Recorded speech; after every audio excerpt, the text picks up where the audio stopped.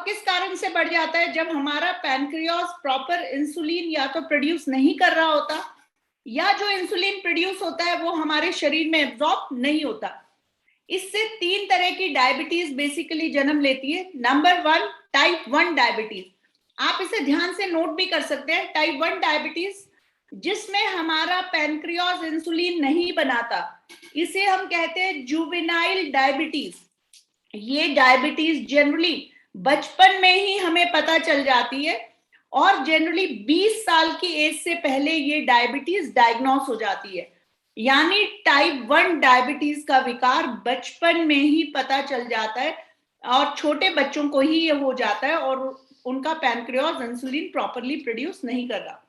Then बात करते हैं टाइप 2 डायबिटीज की। टाइप 2 डायबिटीज जनरली एक सर्टेन एज के बाद होती है। जनरली ये 25, 30, 35, 40 साल की एज के बाद होती है। इसमें हमारा शरीर जो पैनक्रियास इंसुलिन बना रहा है उसको प्रॉपरली एब्जॉर्ब करना बंद कर देता है और ज्यादातर लोगों में टाइप 2 डायबिटीज ही पाई जाती है। और एक तीसरी तरह की डायबिटीज होती है जिसे हम कहते हैं gestational diabetes mellitus. Gestational diabetes mellitus basically pregnancy के दौरान हो जाता है और आप देखेंगे कि प्रेगनेंसी के दौरान होता भी है और उसके बाद ही अपने आप से ठीक भी हो जाता है। तो सबसे जो इम्पोर्टेंट डायबिटीज है जिसमें हम लोग आज बात करेंगे, क्योंकि वो मैक्सिमम लोगों को होती है, that is type 2 diabetes. Diabetes के सबसे पहले हम कारण जान लेते हैं किन किन कारणों से हमें डायबिटीज होती है। सबसे पहला, सेडेंटरी लाइफस्टाइल। जब हम फिजिकल एक्टिविटी नहीं करते उस केस में हमें डायबिटीज होती है। या फिर हमें मानसिक तनाव है, मानसिक तनाव से भी डायबिटीज होती है। एशियन इंडियन फिनोटाइप, कई लोग आप देखेंगे कि उनका पेट काफी ज्यादा बाहर होता है यानी जिसे हम कहते हैं pear shaped body, Apple shaped body और पियर शेप्ड बॉडी। उसके बाद जनरली जैसा मैंने बताया कि 40 साल की एज के बाद होता है। ओवरवेट, ओबेसिटी, जिनको मोटापा है, जिनका वेट बहुत ज्यादा है, उनको अक्सर डायबिटीज हो जाता है। जिनकी कोई पारिवारिक हिस्ट्री है, जिनके परिवार में पहले भी किसी को डायबिटीज है, उनको भी डायबिटीज बहुत आसानी से हो जाता है। और उसके बाद किसी प्रेग्नेंट लेडी को अगर मान लीजिए जब वो बेबी डिलीवर करते हैं, अगर बच्चे का साइज बहुत बड़ा है, उस केस में भी कई बार डायबिटीज का शिकार हो जाते हैं। हाई ब्लड प्रेशर, अगर किसी का बीपी लेवल हाई रहता है उसमें भी चांसेस हैं कि पर्सन डायबिटिक हो जाएंगे। एंड एबनॉर्मल लिपिड प्रोफाइल, यानी कि किसी का कोलेस्ट्रॉल ज्यादा बढ़ा हुआ है, बैड कोलेस्ट्रॉल, या उनके ट्राइग्लिसराइड्स लेवल काफी हाई हैं, ऐसे केस में भी डायबिटीज होने के पूरे पूरे चांसेस रहते हैं। उसके बाद हम बात करेंगे कि हमें पता कैसे चले कि हमें डायबिटीज हो गई। आप बहुत जल्दी जल्दी थकान महसूस करेंगे, आपका जल्दी जल्दी आपको लगेगा कि यस अब बस मुझसे काम नहीं हो सकता, I am tired. Frequent urination, बार बार आपको यूरिन पास करने के लिए जाना पड़ेगा। सडन वेट लॉस, किसी का इमीडिएट वेट लॉस हो सकता है। अगर कोई हमारे शरीर पे जख्म हो जाए और वो जख्म ढंग से ना भरे, उस केस में भी आपको ये डायबिटीज का सिम्टम है। आपके फिजिकल रिलेशनशिप सही नहीं रहते, that is also a problem of diabetes. आपको भूख बहुत ज्यादा लगती है, हमेशा कुछ ना कुछ खाने का दिल करता है। ब्लरी विजन, आपकी आंखों की रोशनी कम होने लगती है, आपको धुंधलापन होने लगता है, आपके चश्मे का नंबर जल्दी जल्दी बढ़ता है। आपके हाथ में कोई टिंगलिंग सेंसेशन होती है, या फिर आपको ऐसा लगता है कि मेरे हाथ पैर सुन्न पड़ रहे हैं, तो उस केस में भी एक डायबिटीज का सिम्टम हो सकता है। आपको बहुत ज्यादा प्यास लग रही है, ये भी एक डायबिटीज का सिम्टम हो सकता है। वेजाइनल इन्फेक्शन हो रहा है, ये भी एक डायबिटीज का सिम्टम हो सकता है। और आपको बहुत ज्यादा टेंशन, स्ट्रेस, घबराहट अंदर से हो रही है, ये भी एक डायबिटीज का सिम्टम हो सकता है। उसके बाद हम लोग बात करेंगे कॉन्सिक्वेंसेस ऑफ डायबिटीज, कि अगर आपको डायबिटीज हो जाए तो उसके कारण आपके जीवन में क्या क्या प्रॉब्लम्स, क्या क्या कॉन्सिक्वेंसेस हो सकते हैं। देखिए, मैंने कहा था डायबिटीज एक बीमारी नहीं है, ये एक विकार है, लाइफस्टाइल डिसऑर्डर है। लेकिन डायबिटीज जिस पर्सन को हो जाए, डायबिटीज अकेले नहीं आती, अपने साथ बहुत सारी बीमारियों को लेकर आती है। आपने सुना होगा अचानक हार्ट स्ट्रोक हो गया, बंदा कल तक एकदम ठीक था, आज हार्ट अटैक हो गया। So heart disease, heart stroke के पीछे भी एक बहुत बड़ा रीजन हो सकता है डायबिटीज। सो डायबिटिक पर्सन को हार्ट की प्रॉब्लम होने के चांसेस हमेशा बढ़ जाते हैं। हाई ब्लड प्रेशर, आप ये देखिए इंटरकनेक्टेड है, जिसे बीपी है उसको डायबिटीज होने के चांसेस, और जिसे डायबिटीज है उसे बीपी हो जाएगा। स्ट्रोक मैंने आपको ऑलरेडी बताया। नर्व डिजीज, न्यूरो की प्रॉब्लम्स आपको आना शुरू हो जाती हैं, किडनी और ब्लैडर की प्रॉब्लम आना शुरू हो जाती हैं। डायबिटिक रेटिनोपैथी, आप देखेंगे कैटरेक्ट की प्रॉब्लम, ग्लूकोमा यानी आंखों से जिसे हम कहते हैं मोतिया बिनती, जैसे हमने सुना होगा सफेद मोतिया, काला मोतिया। ग्लूकोमा कहते हैं कि आईज में प्रेशर बढ़ गया, उसके बाद आपको दिखना बंद हो गया, अचानक एक आंख से दिखना बंद हो गया। और आप देखेंगे जो हमारे आंखों में ब्लड पहुंचाती हैं, बहुत बाल के जितनी पतली पतली नर्व्स होती हैं, और जब इनमें ब्लड शुगर लेवल बढ़ जाता है तो प्रॉपर ब्लड सर्कुलेशन जब हमारी आंखों में नहीं हो पाती, तो हम जल्दी अर्ली एज में हमें नाइट ब्लाइंडनेस या हम अंधेपन के शिकार हो सकते हैं। हमारे पैरों में, हाथों में वेजाइनल इन्फेक्शंस बहुत जल्दी जल्दी होने लगते हैं। अगर डायबिटिक हैं तो उनको कोई भी किसी तरह का ऑपरेशन है, प्रेगनेंसी है, तो ऐसे केस में भी डेफिनेटली उनको ज्यादा कॉम्प्लिकेशंस आने के चांसेस रहते हैं। आपको स्किन डिजीज, अगर आप डायबिटिक हैं तो आपको स्किन डिजीजेस बहुत जल्दी जल्दी लगेंगी। एंड अल्जाइमर, बेसिकली आपका मेमोरी लॉस, आपको जल्दी जल्दी चीजें भूलना भी शुरू हो सकती हैं। तो आप देख सकते हैं कि जिसे हम कई बार इतनी लाइटली ले लेते हैं, अरे कोई बात नहीं, डायबिटीज ही तो है, मैं तो डेली एक गोली खा लेती हूँ, वो एक छोटी सी चीज हमारे जीवन में कितनी सारी कॉम्प्लिकेशंस लेके आ सकती है। तो क्या आप लोगों को लगता है कि अगर डायबिटीज से हम ग्रसित है, या हम प्री डायबिटिक है, या हमारी फैमिली में डायबिटीज की हिस्ट्री है, तो हमें इसे बहुत ही ध्यान से केयरफुली ट्रीट करना चाहिए? अगर आपको लगता है ये सारे कॉन्सिक्वेंसेस जानने के बाद, सो आप चैट बॉक्स में यस टाइप कर सकते हैं और बता सकते हैं कि yes, if the consequences are so problematic, in that case we need to take diabetes very seriously. कितने लोग दिल से बिलीव करते हैं? they can type yes right now in the chat box so that मुझे मालूम चले कि आप लोग एक्शन ले रहे हैं, आप इसे सीरियसली समझ रहे हैं। उसके बाद आप एक चीज समझिए, एबीसी ऑफ डायबिटीज। ए से हम कहेंगे HbA1c, A1c टेस्ट, जिसके बारे में अभी मैं आपको डिटेल में बताऊंगी। बी मतलब ब्लड प्रेशर, सी मतलब कोलेस्ट्रॉल। अगर आप चाहते हैं कि आपकी डायबिटीज सही तरीके से ट्रीट हो या आपको डायबिटीज ना हो, तो आपको ABC इन 3 चीजों का ध्यान रखना पड़ेगा। अपना A1c टेस्ट हर 3-4 महीने बाद, अगर आपकी फैमिली में प्री डायबिटिक या डायबिटिक की हिस्ट्री है तो आपको कराना चाहिए। आपको अपने ब्लड प्रेशर लेवल को मॉनिटर करना चाहिए, और आपको अपना लिपिड प्रोफाइल टेस्ट, उस पर ध्यान देना चाहिए कि आपका कोलेस्ट्रॉल, बैड कोलेस्ट्रॉल ज्यादा ना बढ़ा हो। उसके बाद इसे कहते हैं कि आने वाले समय में ये एक बहुत बड़ी महामारी का रूप लेगी। आज हिंदुस्तान में लगभग 6.5 करोड़ डायबिटिक लोग हैं, और ये एक वर्ल्ड हेल्थ ऑर्गेनाइजेशन का सर्वे है, आप भी इसे गूगल पे चेक कर सकते हैं। WHO कह रहा है कि आने वाले समय में 2030 में हिंदुस्तान में कम से कम भी 10 करोड़ लोग डायबिटिक होंगे। और इसीलिए देखिए कि पूरी दुनिया में जहां पर सबसे ज्यादा लोगों को डायबिटीज है वो है हमारा प्यारा हिंदुस्तान। एंड इसीलिए WHO ने इसे कहा कि India is the diabetic capital of the world. Hindustan की, जो हमारा हिंदुस्तान है, वो पूरी दुनिया की डायबिटिक कैपिटल है। क्या ये चीज डरा देने वाली नहीं है? क्या इस चीज पे हमें ध्यान देना चाहिए? इफ यू फील कि WHO का ये डेटा अगर प्रमाणित करता है कि आने वाले समय में 10% भारतीयों को ये बीमारी होगी, तो हमें डेफिनेटली इस पे आज से ही ध्यान देना चाहिए।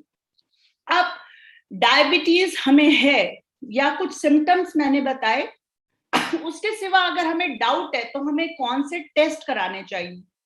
तो सबसे पहले एक टेस्ट होता है HbA1c, जिसे हम कहते हैं ग्लाइकेटेड शुगर, बिकॉज जो हमारे हीमोग्लोबिन पे शुगर जमा हो जाती है। और आप ये देखिए, इसका ये टेस्ट 4 महीने बाद क्यों कराना चाहिए? क्योंकि हमारे शरीर में जो हीमोग्लोबिन है उसकी जो लाइफ होती है दैट इज 120 डेज। और अगर हमारा HbA1c 4.5 to 5.7 के बीच में, it means it is an excellent control. If our HbA1c is between 5.7 to 6.5, it means we are already pre-diabetic. अगर ये 6.5 से ज्यादा है, इसका मतलब एक बहुत दुख भरी बात है, आप डायबिटीज हो चुके हैं, आप डायबिटिक बन चुके हैं, आप लक्ष्मण रेखा को पार कर चुके हैं। अगर आपकी डायबिटीज 8, HbA1c 8 एंड अबव है, आपको बहुत सीरियस होकर ध्यान देना चाहिए, बिकॉज आपकी डायबिटीज ने आपके बाकी बॉडी ऑर्गन्स को डैमेज करना शुरू कर दिया है। तो हम जैसे रैंडम ब्लड शुगर कराते हैं, फास्टिंग ब्लड शुगर कराते हैं, इन सब टेस्ट के बारे में अक्सर हम सबको जानकारी है। लेकिन पिछले 8 सालों से मैं इस फील्ड में काम कर रही हूँ, और मैंने अक्सर पाया जब भी हम अपने डायबिटीज से रिलेटेड कैंप लगाते हैं, लोगों को जागरूक करते हैं, तो बहुत कम लोग होते हैं जिन्हें HbA1c टेस्ट के बारे में मालूम होता है। लेकिन मैं आपको एक इंफॉर्मेशन देना चाहूंगी, ये एक बहुत ही महत्वपूर्ण टेस्ट है, और इस टेस्ट के द्वारा ही हमें एक्चुअली में हमारा जो एग्रीगेट ब्लड शुगर लेवल है उसकी जानकारी मिलती है। क्योंकि जो हमारा फास्टिंग ब्लड शुगर है, रैंडम ब्लड शुगर है, डेली लेवल पे हमने क्या खाया क्या पिया, उसके ऊपर वो वेरिएशन काफी हो सकती है, लेकिन ये एक एवरेज टेस्ट होता है जो हमें सही इंफॉर्मेशन देता है। अब जो HbA1c लेवल है, इस पे क्यों ध्यान देना चाहिए, मैं आपको कुछ आंकड़े बता रही हूँ। अगर हमारा HbA1c लेवल मान लीजिए किसी का 9 है, 9 से वो 8 हो जाता है, 1% की गिरावट आने से भी उसके 25% चांसेस कम हो जाएंगे कि उसको रेटिनोपैथी, आंख की समस्या होगी, उसको न्यूरोपैथी, उसको किडनी की समस्या होगी, और उसको डायबिटिक न्यूरोपैथी, सॉरी, उसको न्यूरो की प्रॉब्लम होगी, एंड डायबिटिक नेफ्रोपैथी, यानी उसे किडनी की कोई समस्या होगी। टाइप 2 डायबिटीज के केस में 19% चांसेस आपके कम हो जाते हैं कि आपको कैटरैक्ट होगा, 16% चांसेस आपके कम हो जाते हैं कि आपको हार्ट फेलियर होगा, एंड 43% चांसेस आपके कम हो जाते हैं कि आपको एम्पुटेशन, यानी कि कहीं पे इंफेक्शन फैल गया तो आपको अपना हाथ पैर या कोई शरीर का हिस्सा एम्पुटेट कराना पड़ेगा। तो क्या लगता है कि 1% इज अ बिग रीजन? अगर 1% भी कम होता है तो डेफिनेटली हमें अपने HbA1c लेवल को कंट्रोल करने पे काम करना चाहिए। अब आपके मन में बहुत सारे सवाल होंगे कि मार्केट में इतनी सारी मेडिसिन हैं, फिर भी इतना भयानक डेटा कि हिंदुस्तान के इतने लोगों को डायबिटीज है और आने वाले इतने समय में डायबिटीज होगा। तो मैं आपको एक बहुत ही चौंकाने वाली न्यूज देना चाहती हूँ कि इसके बारे में काफी रिसर्च हुआ। जितनी भी एलोपैथी मेडिसिन हैं वो टाइप 2 पेशेंट्स की डायबिटीज को कंट्रोल करने में कुछ समय के लिए काम कर सकती हैं, लेकिन वो कामयाब नहीं है। अगर आप उन्हें लंबे समय तक एलोपैथी मेडिसिन लेते हैं डायबिटीज के केस में, तो आपको उसके बहुत सारे साइड इफेक्ट्स हो सकते हैं। और इनफैक्ट कुछ ऐसी स्टडीज पब्लिश हुई, डायबिटीज की कुछ मेडिसिन जो इंडिया में खुलेआम हर केमिस्ट स्टोर पे बिक रही हैं, बहुत सारे बड़े बड़े जो डेवलप्ड कंट्रीज हैं, आज वो मेडिसिन वहां पर कंप्लीटली बैन है, because there is a big study कि इन सारी मेडिसिन को लंबे समय तक लेने के लिए हमारे बहुत सारे साइड इफेक्ट्स हो सकते हैं, and it can lead to pancreatic cancer also. अगर बहुत लंबे समय तक एलोपैथी मेडिसिन का सेवन किया जाए डायबिटीज से रिलेटेड, तो ये पैनक्रियाटिक कैंसर का भी कारण बन सकता है। अभी एक रीसेंट स्टडी हुई थी, हम सब लोगों ने सुना है मेटफॉर्मिन सॉल्ट के बारे में, और काफी सारी जगह ये ऑलरेडी बैन हो चुका है। तो अब हमें करना क्या है, हमें क्या ऐसा हम करें कि हम इस भयानक बीमारी से बच सके, अपने परिवार वालों को, अपने मित्रों को बचा सके। तो इसके लिए आयुर्वेद में बहुत ही पुख्ता आपको सॉल्यूशंस मिलेंगे, बिकॉज ये एक लाइफस्टाइल मेटाबॉलिक डिसऑर्डर है और हम सब जानते हैं आयुर्वेद का सही ट्रीटमेंट आपकी बीमारियों को जड़ से उसका इलाज कर सकता है, और जब रूट्स ठीक होती हैं तो डेफिनेटली बीमारी अपने आप कंट्रोल होती है। सो आज मैं आपको बताऊंगी एक research based product, Diaba Life. Diaba Life एक पेटेंटेड फॉर्मूला है, और इसके इंग्रेडिएंट्स के बारे में अगर मैं बात करूं तो इसका जो प्राइमरी इंग्रेडिएंट है दैट इज गार्लिक, लहसुन। लहसुन के बारे में हम सब लोगों ने सुना है कि ये एक मिरेकल हर्ब है, हम लोग अपने घरों में यूज करते आए और बहुत सारी बीमारियों से ये हमें ठीक करता है। और इसके बहुत सारे स्टडीज हमने देखने को मिले कि जो लोगों ने भी गार्लिक यूज किया, जिन लोगों ने भी लहसुन को यूज किया, उनको कुछ ना कुछ जीवन में बेनिफिट भी मिला। लेकिन हर चीज की कुछ लिमिटेशंस भी होती हैं। अगर हम इसे रॉ फॉर्म में खाते हैं तो हमारे पेट का एसिड इसे नष्ट कर देता है, और हमारी जो इंटेस्टाइन है वो इसको सही तरीके से एब्जॉर्ब नहीं कर पाती, और हमारे बॉडी का पीएच लेवल बढ़ा देता है। और अगर हम ज्यादा लहसुन खाएं तो उससे हमें मुंह से बहुत ज्यादा स्मेल भी आने लगेगी।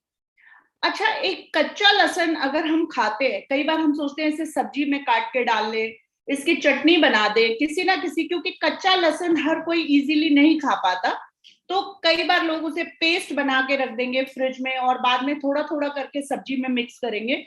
मैं आपको बताना चाहूंगी कि अगर आप लहसुन को पेस्ट फॉर्म में या बाद में फ्रिज में रख देते हैं या सब्जी में मिला लेते हैं तो जो उसकी गुणवत्ता होती है वो खत्म हो जाती है।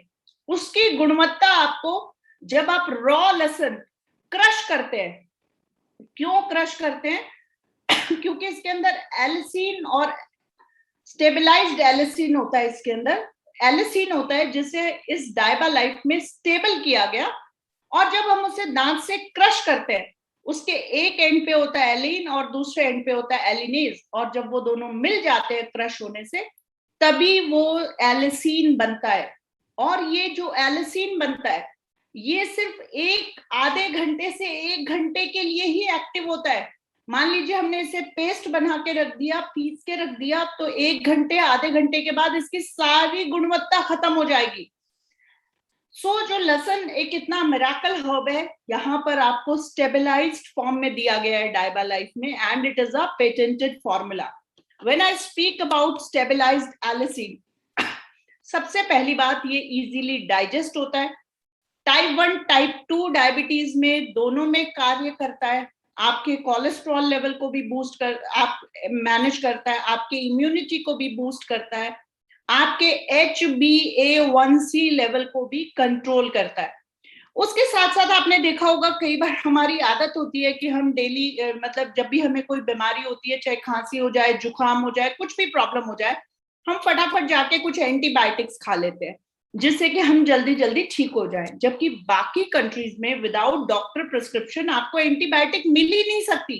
It is available in India so freely कि कोई भी जाकर के एंटीबायोटिक खरीद के खा सकता है। इस एंटीबायोटिक के बहुत सारे ओवर यूज से साइड इफेक्ट्स होते हैं, जिसमें हम किसी दिन स्पेशल सेशन आपके लिए लेंगे कि ओवर यूज ऑफ एंटीबायोटिक्स, या आप अगर डिसिप्लिन यूज नहीं करते एंटीबायोटिक का तो वो किस तरीके से आपको नुकसान पहुंचा सकती है। तो ये बेसिकली किसी ने अगर ज्यादा मेडिसिन ली है, आप देखेंगे लोग कई बार 8-8 10-10 गोलियां पूरे दिन में ले रहे हैं, जैसे कि ब्रेकफास्ट, लंच और डिनर। तो ये क्लिनजिंग एजेंट का काम भी करता है। हमारे शरीर में जो गंदगी ये एंटीबायोटिक से होती है या जो इसके साइड इफेक्ट्स होते हैं उनको क्लिनजिंग का काम भी करता है। तो मैं आपको बताना चाहूंगी डाइबा लाइफ के अंदर जो स्टेबलाइज्ड एलिसिन है, it does miracles in our life. उसके साथ साथ इसमें है सिनेमॉम, जिसे हम कहेंगे दालचीनी, दालचीनी की छाल। आप अगर नेट पे भी सर्च करेंगे या दालचीनी की महिमा को पढ़ेंगे, या आप अपनी दादी, नानी, मामी, जो आप एल्डरली एज के, अगर आप उनसे पूछेंगे दालचीनी की महिमा, तो पहले जमाने में काफी बीमारियों में हमारी दादी और नानी दालचीनी को यूज करती थी, जैसे कि डायबिटीज के केस में, डायरिया के केस में, किसी तरह का कोई इन्फेक्शन हो गया, कोई वॉर्म्स हमारे बॉडी के अंदर है, जैसे छोटे छोटे बच्चों को वॉर्म इन्फेस्टेशन हो जाता है, कॉमन कोल्ड, आप अक्सर देखेंगे चाय में मिला के सर्दियों में दालचीनी ली जाती है, स्टमक अपसेट हो जाए, किसी को एसिडिटी की प्रॉब्लम हो जाए, स्पैज्म, किसी की मसल्स खिंच जाए, किसी की मसल्स टाइट हो जाए उस केस में भी ये काम करता है। एपिटाइट स्टिमुलेशन, किसी को भूख कम लग रही है, उस केस में भी दालचीनी काम करता है। और बच्चों के केस में, लेडीज के केस में, जिनके पीरियड्स हैं, अगर वहां पर मेंस्ट्रुअल डिस्कम्फर्ट है, मूड स्विंग्स हैं, पेन है, तो वहां पर भी दालचीनी काम करता है। आज हम लोग बात कर रहे हैं इस मिराकल हर्ब की, जिसमें हम डायबिटीज में स्पेशली बात करेंगे। सो बेसिकली ये इंसुलिन सब्स्टिट्यूट का काम करता है इन टाइप 2 डायबिटीज, और हमारे शरीर में इंसुलिन को एब्जॉर्ब करने की सेंसिटिविटी को दालचीनी बढ़ा देता है। हमारे ब्लड शुगर लेवल को मैनेज करने में काम करता है। हमारे ट्राइग्लिसराइड्स को 23 से 30% घटाने का काम करता है। तो जब जब आप एक एक जड़ी बूटी के बारे में सुनेंगे, जैसे मैंने आपको लहसुन के बारे में बताया, और अगर उसे स्टेबल कर दे तो वो क्या काम कर सकती है, इसी तरीके से अगर दालचीनी की बाग जिसे हम कहते हैं, वो हमारे लिए क्या काम कर सकती है। फिर अल्फा लिपोइक एसिड, ब्रोकली, हरे रंग की गोभी अक्सर हमने मार्केट में देखी होगी, और नॉर्मल गोभी से काफी कॉस्टली आती है लोग देसी भाषा में उसे गोभी ही कहते हैं, बट जो कि होती है ब्रोकली, वो एक नेचुरल एंटीऑक्सीडेंट है और एक ऐसा सप्लीमेंट है जो डायबिटीज को ट्रीट करने में मदद करती है, हमारे मेटाबॉलिक सिस्टम को इंप्रूव करती है, और जहां पर नर्व डैमेज होना शुरू हो जाती है बिकॉज ऑफ डायबिटीज, वहां पर नर्व डैमेज होने से ब्रोकली हमें बचाती है। सो इसका एक तीसरा इंग्रेडिएंट है, that is alpha lipoic acid. Then a very important ingredient is gurmar. अगर हम गुड़मार की बात करें तो ये बेसिकली मल्टीपल फंक्शंस हमारे शरीर में करता है, और जैसा कि इसका नाम ही बताता है, स्वीटनेस को किल करना, तो ये स्वीटनेस को किल करने में हमारे लिए काफी मददगार है, और इस पे हजारों स्टडीज की गई हैं कि किस तरीके से ये गुड़मार का पौधा, गुड़मार की ये जो हर्ब है, हमारे डायबिटीज में काम कर सकती है। Then a powerful herb, that is neem. Neem एक मेडिसिनल प्लांट है। नीम की महिमा भी हमने बहुत बार सुनी है, मैं आज फिर रिपीट कर देती हूँ कि डायबिटीज के अंदर ये थोड़ा सा कड़वा होता है, लेकिन एंटी स्ट्रेस का काम करता है। हाइपोग्लाइसेमिक, जब हमारा डायबिटीज का लेवल बहुत बढ़ जाता है तो उसको शुगर लेवल को कम करने का काम करता है। हमारे लिवर को प्रोटेक्ट करता है, हमारे पैनक्रियास को स्टिमुलेट करता है, हमारे इम्यून सिस्टम को बूस्ट करता है। सो देखिए, एक नीम का पौधा कितने सारे काम हमारे लिए करता है। उसके बाद मैं बात करूंगी पालक की। पालक एक न्यूट्रिशनल सप्लीमेंट है जो डायबिटीज को ट्रीट करने में हमारी मदद करता है, और इसके अंदर जो क्रोमियम पिकोलेट की क्वांटिटी होती है, वो बेसिकली हमारे बॉडी के अंदर जो इंसुलिन बनता है उसको यूटिलाइज करने में काफी मदद करती है। इंसुलिन सेंसिटिविटी को ये बढ़ा देता है, इंसुलिन की एब्जॉर्प्शन को हमारे शरीर में बढ़ा देता है, और क्रोमियम की डेफिशिएंसी की वजह से भी कई बार हमारे शरीर में ग्लूकोज लेवल बढ़ता है, तो उसको ये इंप्रूव करता है।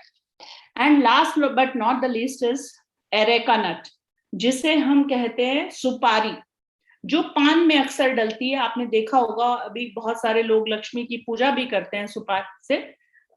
ये हमारे मेटाबॉलिज्म को स्टिमुलेट करती है, हमारे लिवर फंक्शन को बेटर करती है, हमारे पैनक्रियास को बेटर करती है। अगर कोई बर्निंग सेंसेशन, जैसे कई बार हमें लगता है कि कोई जलन हो रही है, उसको ठीक करने में मदद करती है। अल्टीमेटली हमारे शुगर लेवल्स को रिड्यूस करने में मदद करती है। करेला, करेले का जूस, कहते हैं करेला भी एक बहुत जबरदस्त मेडिसिन है, लेकिन कड़वा होता है। क्या आसानी से खाया जा सकता है? क्या कोई सुबह उठ के बोले कि करेले का जूस पियो एवरीडे, तो दिन कैसा जाएगा? बहुत मुश्किल। आप ये देखिए ये बिटर कंपाउंड होता है, लेकिन हमारे पैनक्रियास के लिए बहुत ही इंपॉर्टेंट है। इंसुलिन को प्रोड्यूस करता है, एंटीऑक्सीडेंट है, लिवर को प्रोटेक्ट करता है।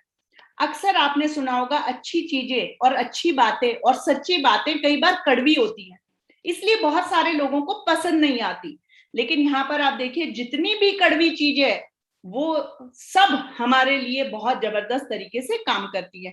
और ये सारी की सारी चीजों का कॉम्बिनेशन हमें सिर्फ एक कैप्सूल में, अगर आपको डेली करेले का जूस भी पीना पड़े, डेली पालक भी खाना पड़े, डेली सुपारी भी खानी पड़े, डेली गुड़मार भी खाना पड़े, डेली 10, 15, 20 पोथी लहसुन की भी खानी पड़े, और हमारे यहाँ तो 34 लहसुन की पोथी, 34 से 36 लहसुन की पोथी आपको एक ही कैप्सूल में मिल जाती है। सोचिए, 34 छोड़िए, कितने लोग कहेंगे कि मैं 10 लहसुन की पोथी खा सकता हूँ। सोचिए आपका दिन कैसा होगा, आपके दोस्त आपसे दूर भाग जाएंगे, कोई पास आना पसंद नहीं करेगा, बिकॉज उसमें बहुत ऑर्डर होता है। तो मैं आपको क्या बताना चाह रही हूँ, ये इतनी सारी चीजों का combination, easy to consume formula Diaba Life, and मैं पिछले 8 सालों से बहुत सारे लोगों को रिकमेंड किया और इसके मिराकुलस रिजल्ट्स मैंने देखे। किस किस को दे सकते हैं? Kids about 7 years of age, 7 साल से बड़े बच्चों को हम दे सकते हैं, टाइप 1 डायबिटिक को दे सकते हैं, टाइप 2 डायबिटिक को दे सकते हैं, प्री डायबिटिक, अगर बॉर्डर लाइन शुगर है 5.7 to 6.5 के बीच में HbA1c है, उनको दे सकते हैं। किसी के परिवार में डायबिटीज की हिस्ट्री है तो उनको भी डायबिटीज होने के चांसेस हैं, तो उनको भी रिकमेंड किया जा सकता है। और किसी का कोलेस्ट्रॉल लेवल और बीपी लेवल बहुत हाई आता है और साथ में फैमिली हिस्ट्री ऑफ डायबिटीज भी है, तो 100% ऐसे पर्सन को आपको रिकमेंड करना चाहिए। डायबा लाइफ के साथ साथ कुछ और चीजें जो हमें काम कर सकती हैं उसके बारे में भी मैं आपको बताऊंगी। लेकिन मैं आपको सबसे पहले बताना चाहूंगी, मार्केट में आने वाले बहुत सारे प्रोडक्ट्स से ये काफी डिफरेंट है। और सबसे बड़ी बात है, स्टेबलाइज्ड एलिसिन आपको किसी प्रोडक्ट में मार्केट के मिलेगा ही नहीं। Reason being it is a patented formula and only available with Elements brand. Fight stress, अब देखिए मैंने बताया था डायबिटीज के पीछे एक बहुत बड़ा सिम्टम स्ट्रेस का भी होता है। अगर किसी पर्सन को डायबिटीज है, उसको रात को नींद नहीं आ रही, उसकी थिंकिंग में कंफ्यूजन है, अगर वो स्लो एक्शन लेता है, आलस है, बार बार उसका सर दर्द होता है, अननेसेसरी चिंता करता है, प्रोडक्टिविटी कम है, और आप देखेंगे कि ब्रेथलेसनेस है, या ढंग से खाना नहीं खा रहे, पानी नहीं पी रहे, हाई ब्लड प्रेशर है, गिडनेस है, ऐसे केस में आप डायबा लाइफ के साथ अगर फाइट स्ट्रेस रिकमेंड करेंगे, इसके अंदर अश्वगंधा है जो हमारे माइंड को काम करता है, तुलसी है जो एंटीऑक्सीडेंट का रोल प्ले करता है, और इसके अंदर गुड़ूची है, और उसके साथ साथ डेली डिटॉक्स। डिटॉक्स बेसिकली क्या करता है, हमारे शरीर को डिटॉक्सिफाई कर देता है, जितने भी हमारे शरीर में टॉक्सिन्स जाते हैं। आप देख सकते हैं जैसे इसमें कुछ इंपॉर्टेंट हर्ब्स इसकी हैं, जैसे पुनर्नवा and Varun. Punarnava and Varun हमारे किडनी फंक्शन को प्रोटेक्ट करते हैं, किडनी फंक्शन को इंप्रूव करते हैं, कालमेघ हमारे लिवर को प्रोटेक्ट करता है, उसके साथ साथ इसके अंदर अश्वगंधा है, अर्जुन की छाल है। तो मैंने जैसा कि बताया था कि डायबिटीज आपके मल्टीपल ऑर्गन्स पे इंपैक्ट करती है, तो ये आपके हार्ट को भी ठीक रखता है, आपके किडनी फंक्शन को भी ठीक रखता है, आपके मेटाबॉलिज्म को भी इंप्रूव करता है, आपके इंटेस्टाइन में भी काम करता है, और ये मल्टी फंक्शन रोल करता है, आपके शरीर को डिटॉक्सिफाई करता है, और पैनक्रियास को रिजुविनेट करने का भी काम डेली डिटॉक्स करता है। तो पिछले 8 साल के एक्सपीरियंस से मैंने देखा, अगर डायबा लाइफ को आप अकेले भी दे सकते हैं, लेकिन अगर आप इस कॉम्बिनेशन में देते हैं डायबा life along with fight stress and daily detox, तो ये काफी कामयाब है। और साथ में दवाइयों के साथ हम ये नहीं कह सकते कि अब हम दवाइयां ले रहे हैं तो हम एक्सरसाइज नहीं करेंगे, योगा नहीं करेंगे, वॉक नहीं करेंगे। मैंने कुछ योगासन आपको बता रही हूँ, जैसे वज्र आसन, अर्ध मत्स्येंद्र आसन, मंडूक आसन, धनुरासन, भुजंग आसन। अगर ये सब आसन जो भी आप इनमें से कर पाए, अगर आप आसन करते हैं तो डेफिनेटली आपकी डायबिटीज में आपको काफी रिलीफ मिलता है। सो इसी के साथ I will say thank you, and I am sure आपको काफी सारी चीजें क्लियर हुई होंगी। हम लोग एक पूरी सीरीज रन करेंगे नेक्स्ट 1 वीक में, जो डेली किसी अलग बीमारी पे होगी. सो आर यू रेडी? कितने लोग हैं जो तैयार है? कितने लोगों को मजा आ रहा है? तो हम क्या करेंगे, हम इसके अंदर क्वेश्चन आंसर राउंड नहीं रखेंगे. जो भी आपके क्वेश्चंस हैं आप मुझे व्हाट्सएप कर दीजिए, और व्हाट्सएप पे जितने भी क्वेश्चंस हैं हम एक दिन संडे की रात को उसका एक पूरा क्वेश्चन आंसर राउंड रखेंगे, जिसमें आपकी सारी क्वेरीज को हम रिजॉल्व करेंगे. Hope that is fine. कि जो भी आज के सेशंस के बाद आपकी क्वेरीज है, do you have my WhatsApp number? कितने लोगों के पास मेरा व्हाट्सएप नंबर है? मैंने अपना व्हाट्सएप नंबर यहाँ पर दे दिया है. व्हाट्सएप नंबर देने का रीजन क्या है कि जितने लोगों की क्वेरीज है, क्योंकि बहुत सारा समय हम बचा सकते हैं, क्योंकि डेली ऑलमोस्ट आधा घंटा हमारा क्वेरीज में जाता है. सो व्हाट आई थॉट कि जितनों की भी क्वेरीज है, if you will put it on WhatsApp. क्या आप सबको मेरा नंबर मिल गया? Hope all of you have got my number. जिनकी भी क्वेरीज हैं please put it on WhatsApp. We will answer each and every query in a very scientific manner, जिससे आपको बहुत मदद मिलेगी. और ये क्वेश्चन आंसर का round after the completion of complete series हम किस दिन रखेंगे? We will keep it on Sunday night. Hope that is good. Okay, so tomorrow we will have a program on arthritis management. So आप definitely ज्यादा से ज्यादा लोगों को इनवाइट कर सकते हैं for this arthritis management programme. और कितने लोगों को ये डायबिटीज का प्रोग्राम बिल्कुल क्लियर हो गया, वो सब यहाँ पर चैट बॉक्स में टाइप करके बता सकते हैं. If they want to give any feedback they can type in the chat box, so that we can help them better, we can help them in a good way. So thank you so much, wish you all the best. कल हम लोग again मिलेंगे 9 बजे, and हम कोशिश करेंगे कि 9 से 9:30 यानी आधे घंटे में ही हम अपने प्रोग्राम को फिनिश करें. Thank you so much, wish you all the best.